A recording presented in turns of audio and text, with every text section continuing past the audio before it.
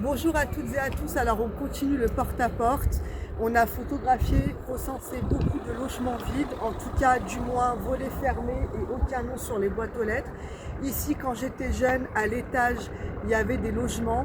J'avais des camarades de classe qui habitaient en haut avec leur famille.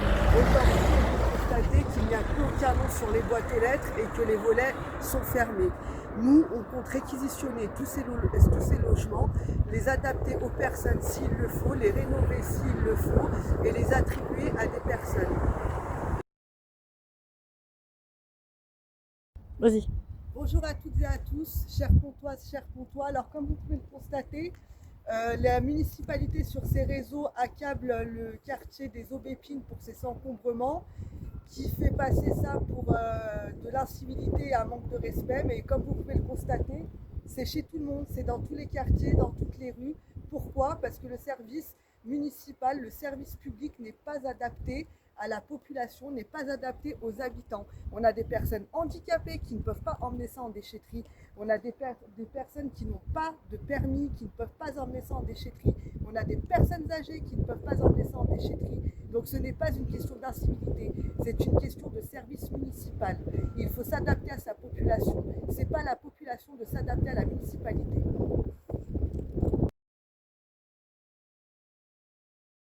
Le porte-à-porte, aujourd'hui, on a croisé monsieur qui a un énorme problème, qui est inadmissible sur une commune. Et ben, monsieur n'a pas de logement.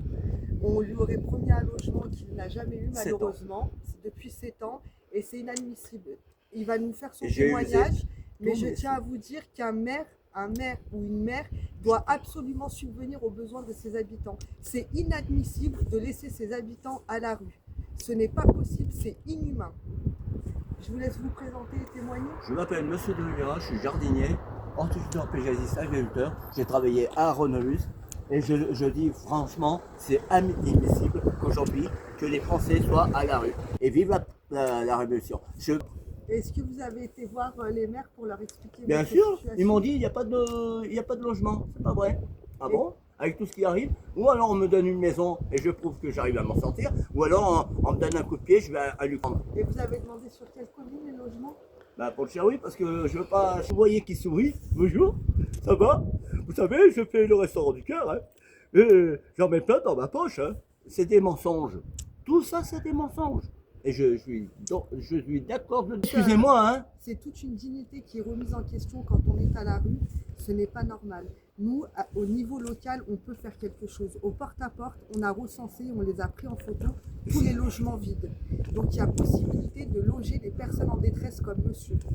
Donc là, il faut arrêter les bêtises et on vote correctement le Et 15 mars. Et il a faim, monsieur. Et Donc, c'est pour ça que je mange le soir. Et heureusement que j'ai une liberté, que grâce à mon fils qui m'a sauvé, avant, je suis handicapé, à 100%. Alors, justement, si vous voyez les pauvres qui demandent la manche, c'est pas pour rien qu'ils demandent à boire et à faim. Parce qu'on leur donne, on les écrase aujourd'hui, on leur crache par terre.